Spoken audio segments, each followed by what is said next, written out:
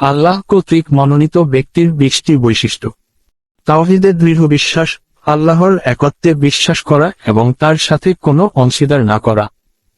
নবী ও রাসূলদের প্রতি ঈমান, সকল নবী ও রাসূলদের প্রতি বিশ্বাস রাখা এবং তাদের দেখানো পথে চলা।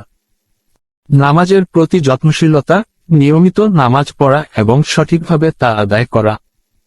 সৎকর্মে নিয়োজিত থাকা, ভালো কাজ করা, পাপ থেকে দূরে থাকা এবং সমাজের ন্যায় প্রতিষ্ঠায় অবদান রাখা। ধৈর্য ধারণ, জীবনের প্রতিটি পরীক্ষায় ধৈর্যশীল থাকা এবং আল্লাহর উপর ভরসা রাখা। তাকওয়া অবলম্বন, আল্লাহর ভয় করা এবং পরহেজগার জীবনযাপন করা।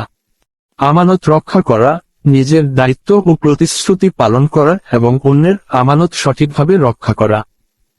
সততা, জীবনের সব ক্ষেত্রে সত্য ও সৎ পথে থাকা।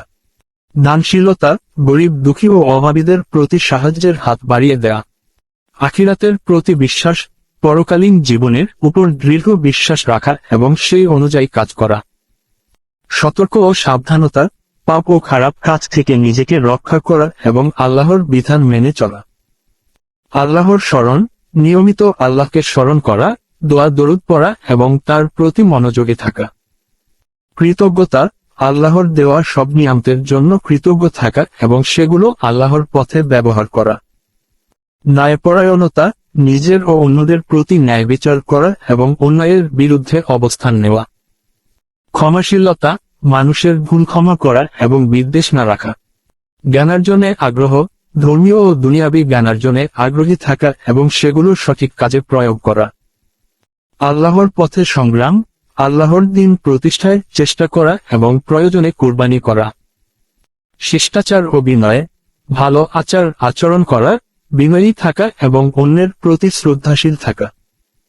সৎ পরামর্শ, অন্যদের সৎ পরামর্শ দেয়া এবং মন্দ কাজ থেকে বিরত রাখা।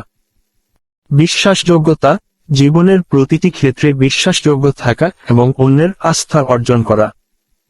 এই বৈশিষ্ট্যগুলো একজন আল্লাহ কর্তৃক মনোনীত ব্যক্তির মধ্যে থাকা উচিত, যা তাকে আল্লাহর নৈকট্য এবং সন্তুষ্টি অর্জনে সাহায্য করে।